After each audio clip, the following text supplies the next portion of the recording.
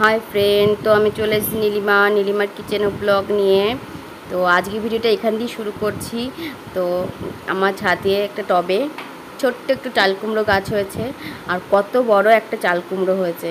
তো ভাবলাম আপনাদেরও এটা একটু দেখাতে ইচ্ছা করছিল।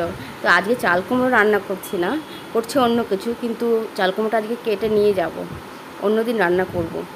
তো চাল কুমড়োটা কেটে নিয়ে যাচ্ছি, এই জন্য আপনাদের একটু দেখিয়ে নিলাম।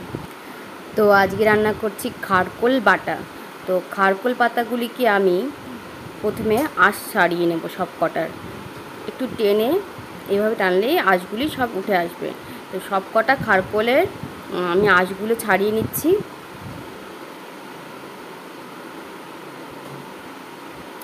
আঁশগুলো ছাড়ানো হয়ে গেছে। তো এবার কুচি কুচি করে কেটে আমি ধুয়ে নিয়েছি, ভালো করে ধুয়ে এটাকে আমি এখন সেদ্ধ বসিয়ে দেবো।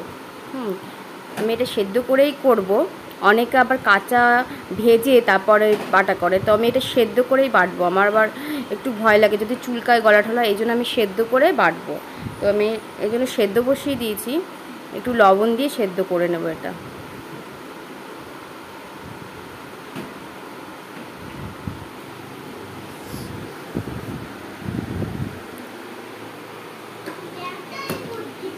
তো সেদ্ধ হয়ে গেছে। সেদ্ধ হওয়ার পর এখন আমি একটু জল ঝরিয়ে নেব।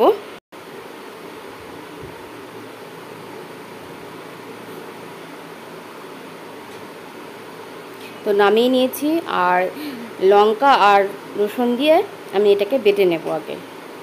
আর এদিকে পেঁয়াজ আর রসুন, পেঁয়াজটা কুচি করে রেখেছি আর রসুনটা ছুলে নিয়েছি, আর এটাকে বেটে নিচ্ছি। তো শিলনোড়ায় দিয়ে বেটে নেব প্রথমে। তো বেটে নিয়ে তারপর আপনাদের দেখাচ্ছি। তো বাটা কমপ্লিট হয়ে গেছে, বেটে নিয়েছি। এবার আমি কড়াইতে তেল গরম বসিয়ে দিয়েছি। এর মধ্যে আমি কালো জিরা আর শুকনো লঙ্কা ফোড়ন দিলাম। ফোড়নটাকে একটু ভাজা হতে দেব।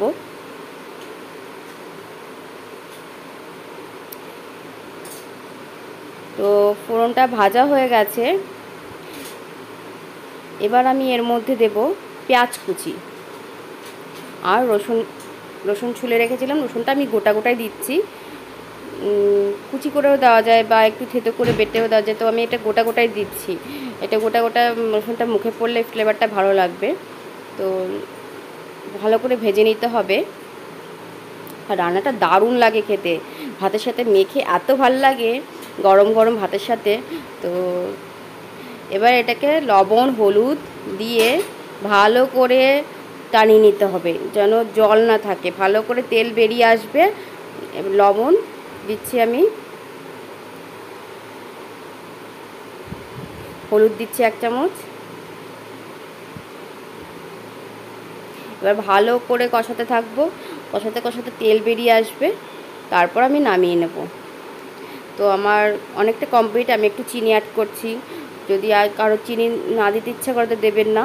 এবার চিনি দিয়ে নেড়ে চেড়ে নামিয়ে নিয়েছি। অসাধারণ লাগে খেতে, আমার তো ভীষণ ভালো লাগে খেতে। আপনারা অবশ্যই বাড়িতে করে দেখবেন।